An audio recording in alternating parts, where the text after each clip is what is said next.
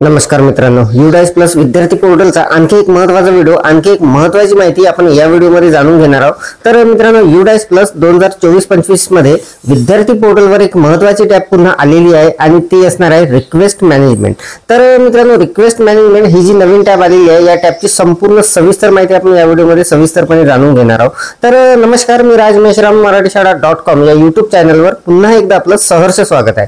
मित्रांनो, युडाइस प्लस 2024-25 चा अत्यंत महत्त्वाचा व्हिडिओ होणार आहे। विद्यार्थी पोर्टलवर रिक्वेस्ट मॅनेजमेंट ही जी टॅब आहे, ही टॅब आपण कशी वापरायची आहे याची संपूर्ण सविस्तर माहिती जाणून घेण्यासाठी व्हिडिओला स्किप न करता पूर्ण बघा। चॅनलवर जर नवीन असाल तर चॅनलला सबस्क्राइब करायला विसरू नका आणि व्हिडिओ जर आवडला तर व्हिडिओला लाईक व शेअर करा। चला तर मग सुरू करूया।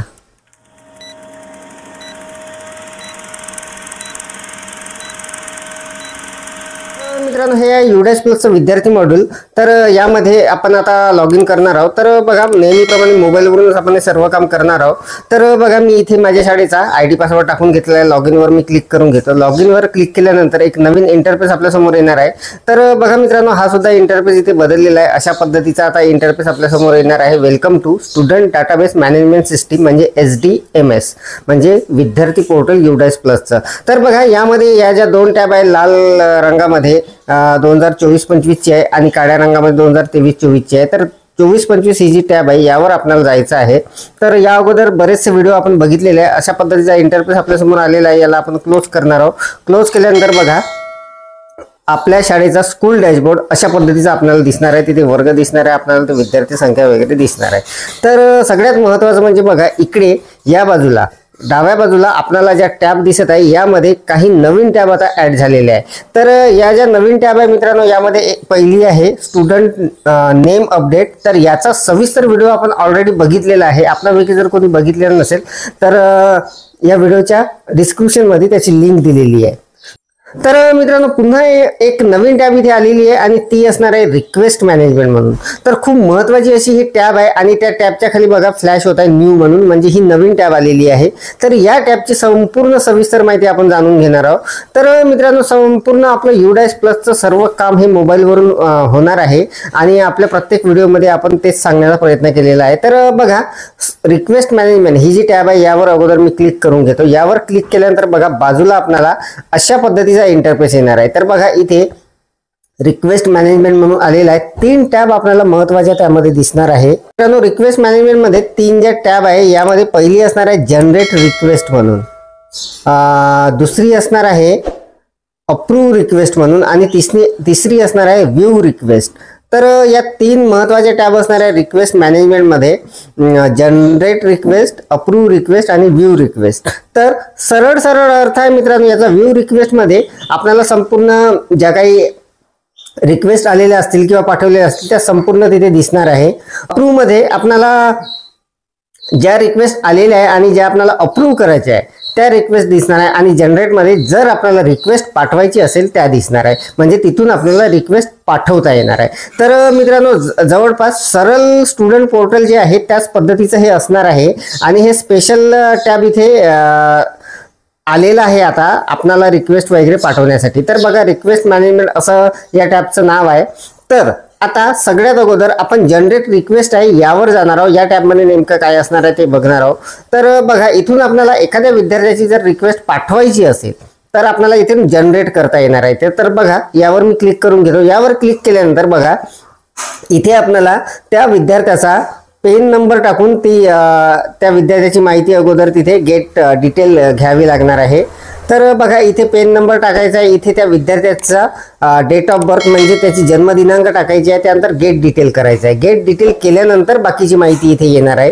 तर आपल्या माहितीसाठी मी एका विद्यार्थ्याचं इथे पेन नंबर टाकून त्याची संपूर्ण डिटेल आपल्याला दाखवणार आहे। कशा पद्धतीची आपल्याला तिथे रिक्वेस्ट पाठवता येणार आहे हे सुद्धा दाखवणार आहे। तर मित्रांनो बघा, मी एका विद्यार्थ्याचा तिथे पेन नंबर टाकून घेतलेला आहे। त्याची जन्मदिनांक टाकण्यासाठी आपल्याला त्या कॅलेंडरवर क्लिक करायचं आहे। त्यावर क्लिक केल्यानंतर तिथे एक कॅलेंडर ओपन होणार आहे आणि तिथून आपल्याला ते जन्मतारीख सिलेक्ट करून घ्यायची आहे। तर बघा, मी त्या विद्यार्थ्याची जन्मतारीख सिलेक्ट करून घेणार आहे। तिने इथे माहिती अगोदर टाकावी लागणार आहे, म्हणजे त्या विद्यार्थ्याचा पेन नंबर आणि त्यानंतर त्याची जन्मदिनांक आणि त्यानंतर आपल्याला गेट डिटेल यावर क्लिक करून घ्यायचं आहे। आपण मित्रांनो हे जनरेट रिक्वेस्ट करत आहोत इथे. तर बघा गेट डिटेल करतो मी. गेट डिटेल केल्यानंतर त्या विद्यार्थ्याची संपूर्ण माहिती इथे खाली येणार आहे अशा पद्धतीनं. म्हणजे शाळेचा युडाइस क्रमांक, शाळेचं नाव वगैरे येणार आहे, त्या विद्यार्थ्याचं नाव, जेंडर जे काही असेल ते संपूर्ण माहिती त्याची इथे आपल्याला अशा पद्धतीने इथे दिसणार आहे. तर ही त्या विद्यार्थ्याची माहिती असणार आहे ज्याची आपण रिक्वेस्ट जनरेट करणार आहोत. त्यानंतर आपल्याला खाली बघा एक सिलेक्ट रिमार्क म्हणून असणार आहे, त्यावर क्लिक करायचं आहे. इथे बघा एक सिलेक्ट रिमार्क आहे, यावर आपण क्लिक करणार आहोत. इथे बघा एक ॲरो आहे, यावर आपल्याला क्लिक करायचं आहे. यावर क्लिक केल्यानंतर इथे काही ऑप्शन असणार आहे. तर बघा please release the student from the school record. तर याला आपल्याला टिक करायचं आहे. जर आपल्याला रिक्वेस्ट पाठवायची असेल किंवा त्या विद्यार्थ्याला आपल्या शाळेतून म्हणजे बाहेर पाठवायचे असेल बाहेरच्या शाळेत, तरच आपल्याला हे रिक्वेस्ट जनरेट करायची आहे. मी आता करणार नाही, मी आपल्याला फक्त हे समजण्यासाठी दाखवत आहे. तर बघा यावर आपल्याला अशा पद्धतीने टिक करून घ्यायचं आहे. तर बघा हे टिक झालेलं आहे, please release the student from the school. आणि त्यानंतर सगळ्यात महत्त्वाचं म्हणजे शेवटची स्टेप जनरेट रिक्वेस्ट, यावर आपल्याला क्लिक करायचं आहे. त्यानंतर त्या विद्यार्थ्याची जी रिक्वेस्ट आहे हे जनरेट होणार आहे.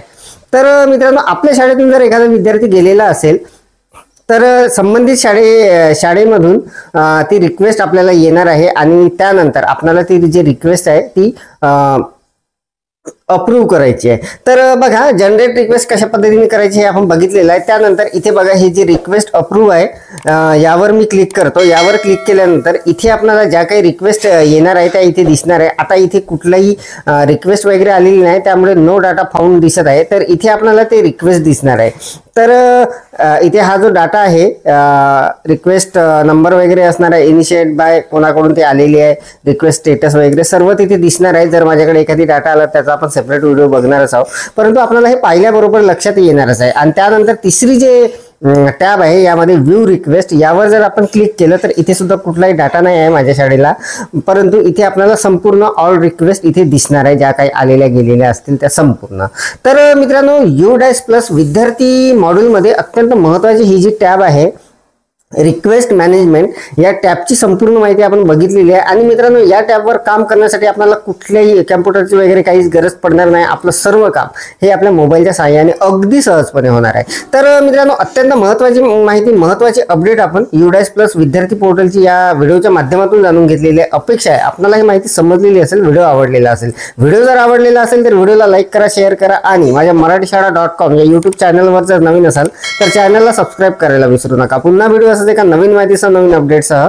तोपर्यंत धन्यवाद.